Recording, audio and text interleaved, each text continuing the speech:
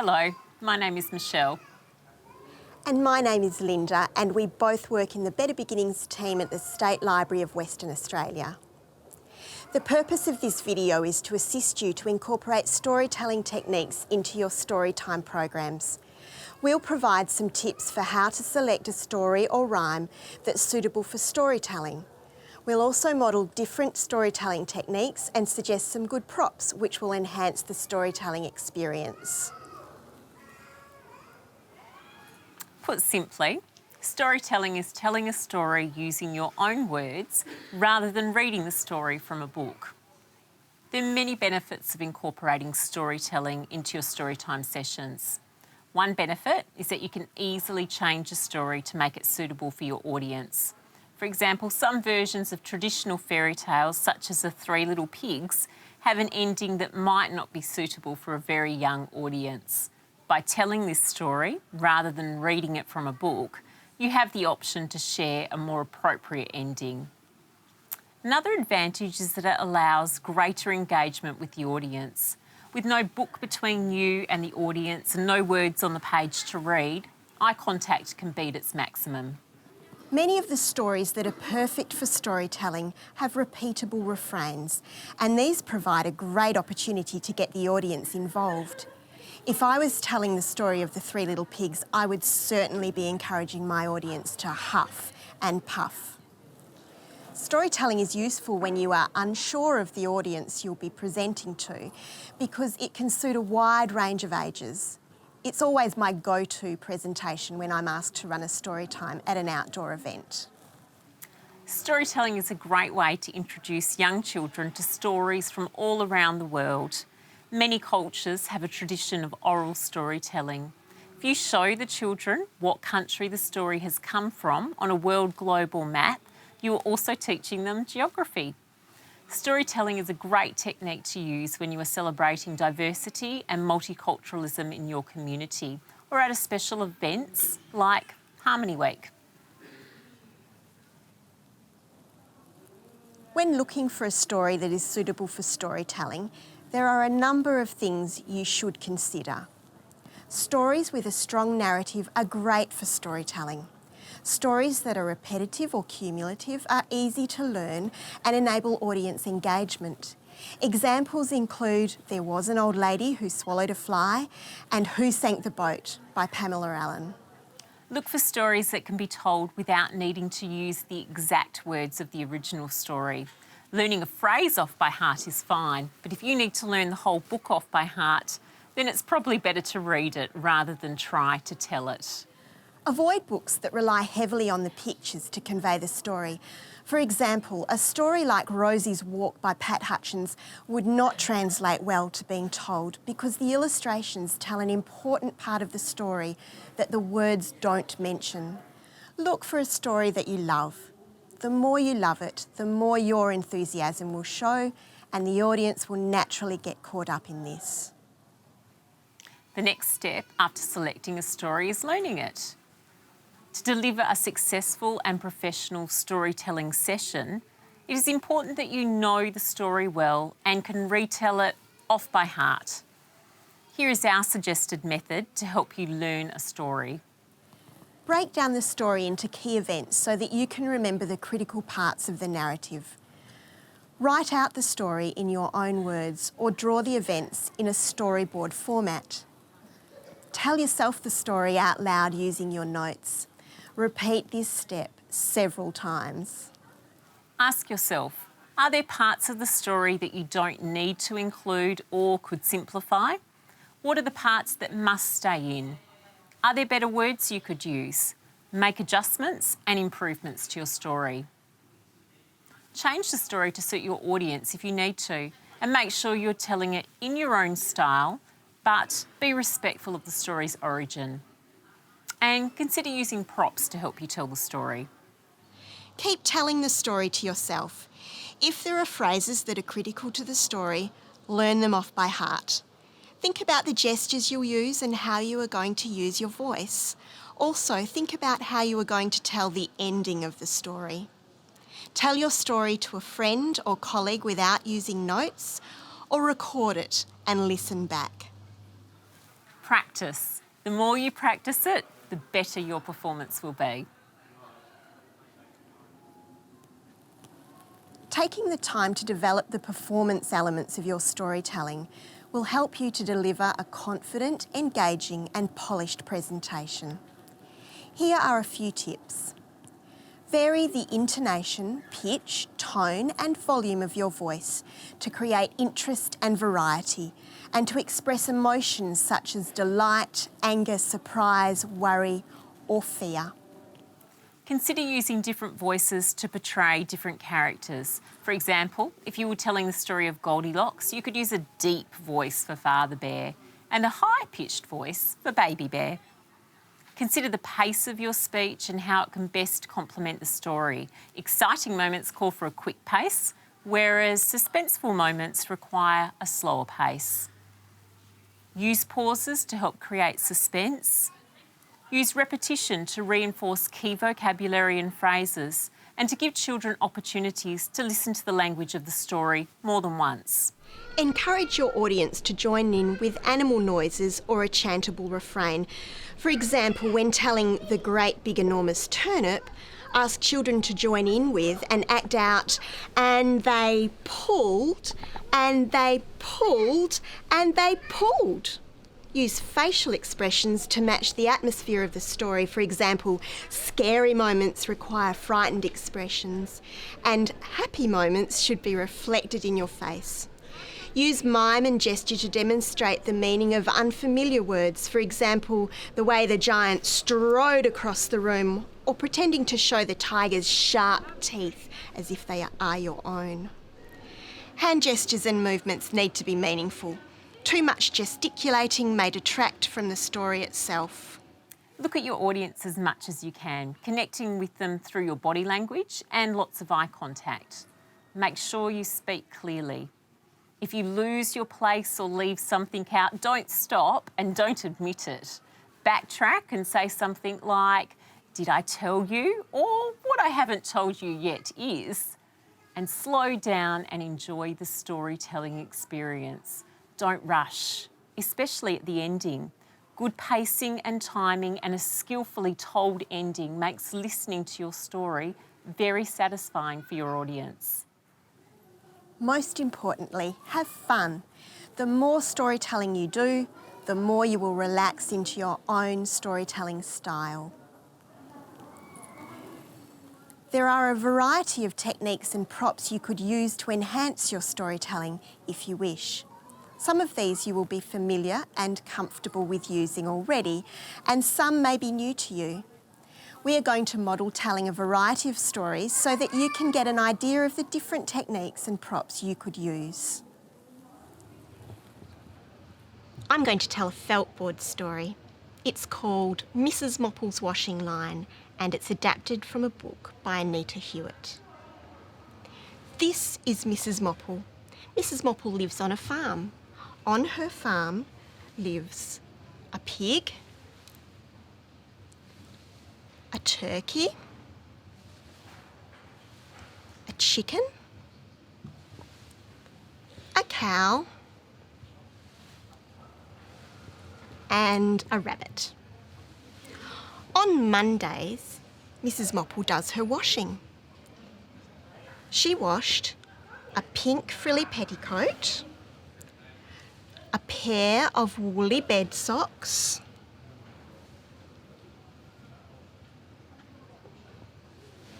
a pair of white gloves,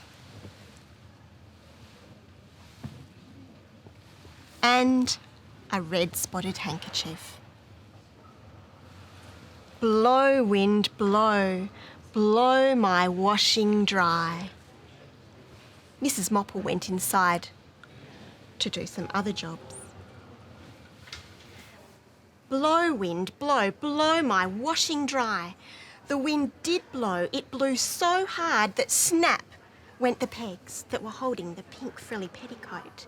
It flew round the farmyard and landed on the pig.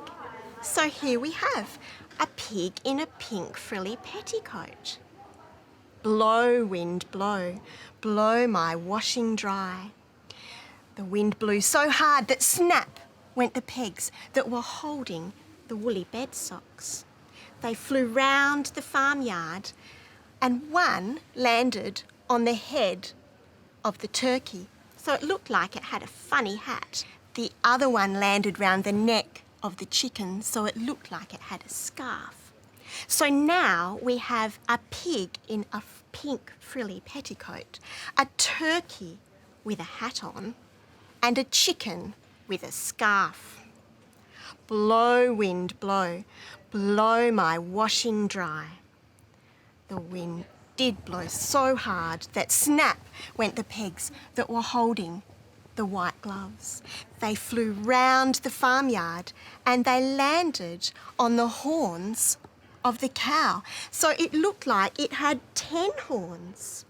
So now we have a pig in a pink frilly petticoat, a turkey with a hat, a chicken with a scarf, and a cow with 10 horns. Blow, wind, blow, blow my washing dry. The wind blew so hard that snap went the pegs that were holding the spotted handkerchief.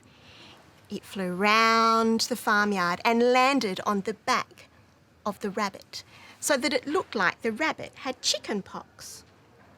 Now we have a pig in a pink frilly petticoat, a turkey with a hat on, a chicken with a scarf, a cow with 10 horns, and a rabbit with chicken pox. Mrs. Mopple came back outside to see whether her washing was dry. She looked at the washing line and there was nothing left. So she went for a walk around the farmyard. And this is what she saw. She saw a pig in a pink frilly petticoat, a turkey with a hat on, a chicken with a scarf, a cow with 10 horns, and a rabbit with chicken pox. She went inside and told Mr. Mopple. And do you know what he said? He said, "I don't believe it. Do you believe it?" I'm now going to demonstrate a draw and tell. This is Monkey Face by Frank Ash. And you'll see as I do this that you don't need to be a great artist to do a draw and tell. One day at school, Monkey painted a picture of his mother.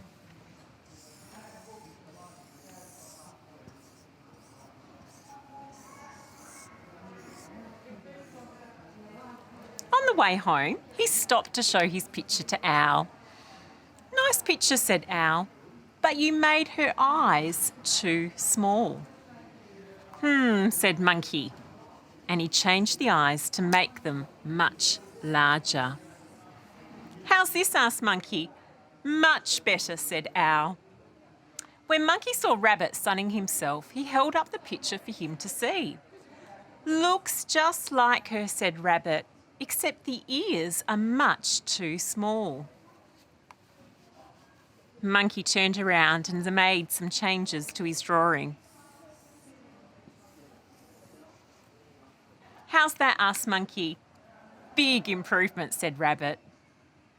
At the riverbank, Monkey found Crocodile and showed the picture to her. "Pretty," said Crocodile, "but she hasn't got much of a mouth." Monkey made some more changes to his picture. "How's that?" asked Monkey. "Beautiful," said Crocodile. As he walked on, Monkey met Elephant and showed him the picture. "Good likeness," said Elephant, "but her nose is almost invisible." Thought Monkey, "I've got an idea." And he added a long trunk. "How's that?" asked Monkey. "Unforgettable," said Elephant. Monkey couldn't wait for Lion to see his picture. "You're a born artist," said Lion, "except for one thing. You've forgotten her fluffy mane." Monkey turned around and added a mane to the drawing. "How's that?" asked Monkey. "Most becoming," said Lion. When he was almost home, Monkey saw Giraffe and let him look at the picture. "Nearly perfect," said Giraffe, "but her neck needs to be a little longer."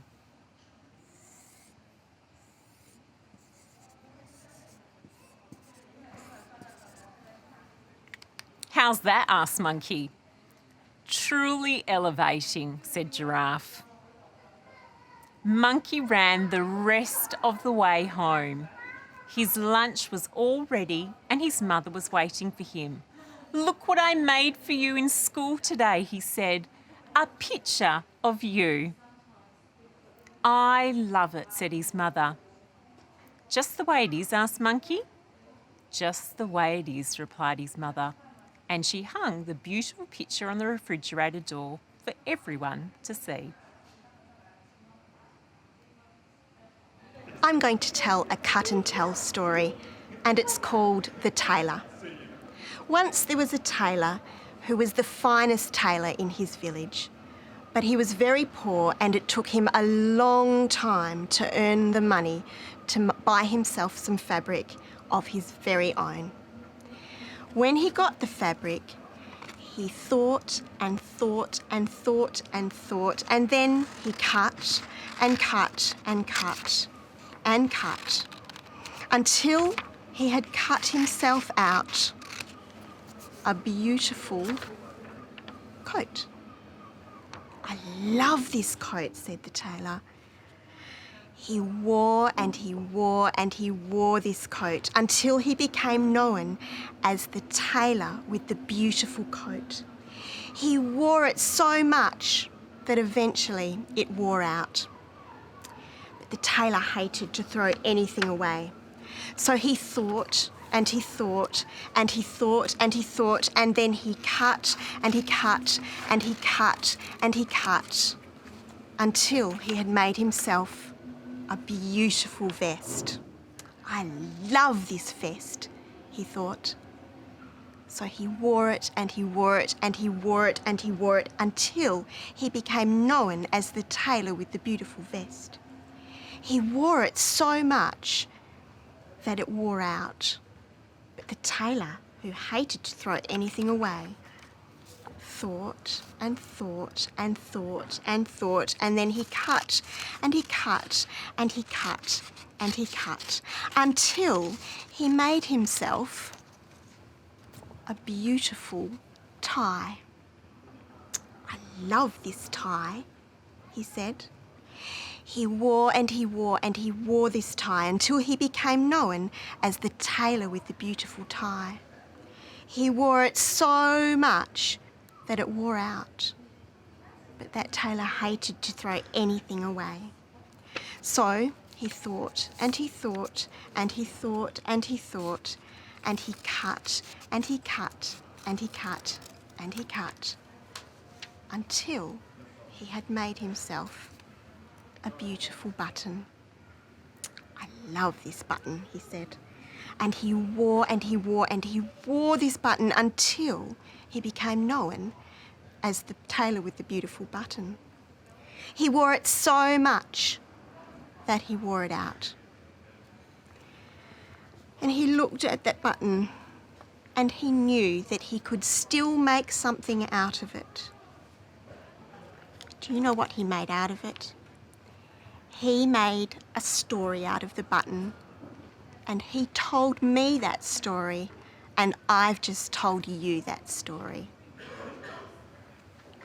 A draw and tell or a cut and tell story may be a style that you have not used before. Here are some tips for presenting these successfully. Memorise the drawing or cutting sequence, as this will prompt you to remember the story. Practice drawing or cutting your story on scrap paper until you have perfected it, because doing this well is what creates the magic.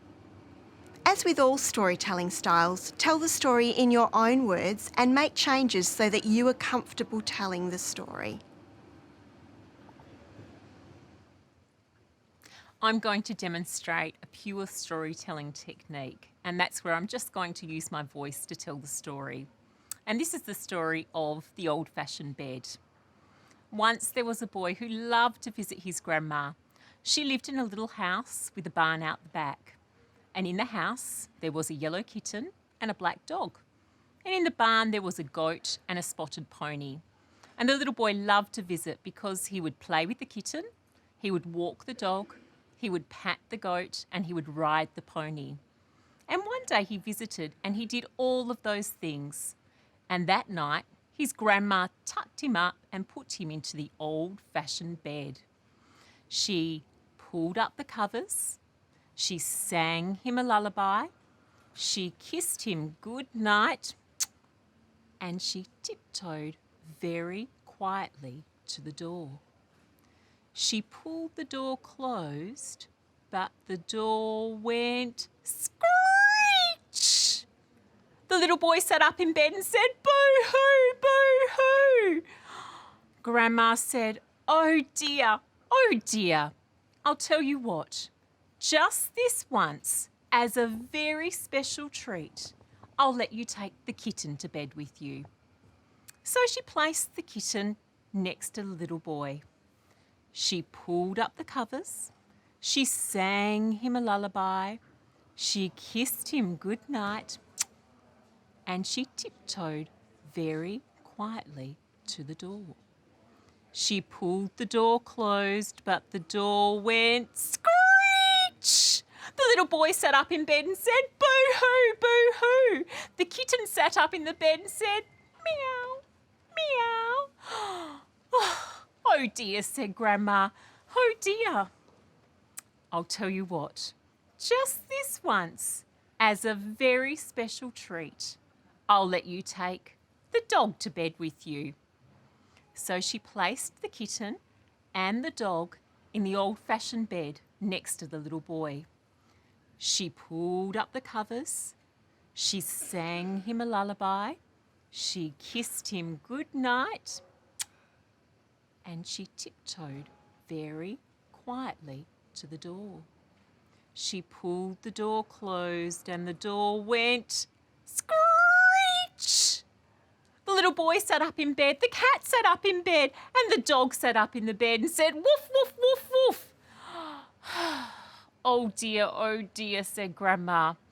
"I'll tell you what, just this once, as a very special treat, I'll let you take the goat to bed." So Grandma went out to the barn, she got the goat, and she put the goat into bed with the little boy, the kitten, the dog. She pulled up the covers, she sang him a lullaby, she kissed him good night, and she tiptoed very quietly to the door. But when she pulled the door shut, the door went screech. The little boy sat up in bed and said, "Boo-hoo, boo-hoo." The kitten sat up in bed and said, "Meow, meow." The goat sat up in bed and said, "Ma, ma." Oh dear, said Grandma. I'll tell you what, just this once, as a very special treat, I'll let you take the pony to bed with you. So Grandma went out to the barn and she got the pony. And she put the pony into bed with the little boy, the kitten, the dog, and the goat. She pulled up the covers, she sang him a lullaby, she kissed him good night, and she tiptoed very quietly to the door. But when she pulled the door shut, the door went screech. The little boy sat up in bed and said, "Boo-hoo, boo-hoo." The kitten sat up in bed and said, "Meow, meow." The dog sat up in the bed and said, "Woof, woof, woof, woof." The goat sat up in the bed and said, "Ma, ma." And the pony stood up in the bed and said, "Neigh, neigh." And with all of those animals and the little boy standing on the bed, the great old-fashioned bed fell apart and everybody fell to the ground. "Oh dear," said Grandma, and she picked up the little boy and placed him on a chair in the corner of the room. She took the kitten and the dog back into the kitchen, and she took the goat and the pony back outside to the barn. And that's where she found her toolbox. And she went back into the bedroom and fixed that great old-fashioned bed. But when she was putting her tools away, she found exactly what she needed. She pulled out the oil can and walked over to the door and went squirt, squirt, squirt, squirt, squirt, squirt on the door's hinges. She put the little boy back into bed. She pulled up the covers. She sang him a lullaby. She kissed him good night. And she tiptoed very quietly to the door. And when she pulled the door shut, the door went click. Grandma went back down to the kitchen and she laughed so hard that her buttons popped off. And that's the story of the old-fashioned bed. There is a wide range of ready-made storytelling products such as puppets and feltboard story sets that are available for purchase. Or you can easily make your own resources. An internet search will reveal many printable templates to make your own feltboard stories, or flannel boards as they are called in other parts of the world. Clip art images can also be used as templates. One alternative is to print the templates onto paper, cut them out and laminate them. You can stick Velcro to the back to use with a felt board, or tape a pop stick to the back to make puppets. The internet is also useful for finding templates and ideas for draw and tell, cut and tell and pure storytelling tales to add to your repertoire. We hope that you found this presentation useful and that it's given you the inspiration and confidence to attempt incorporating one of these techniques into your regular Storytime session. Remember, the more often you tell a story, the better you become at doing it. Please don't hesitate to get in contact with the Better Beginnings team if you would like any more suggestions or assistance. Good luck.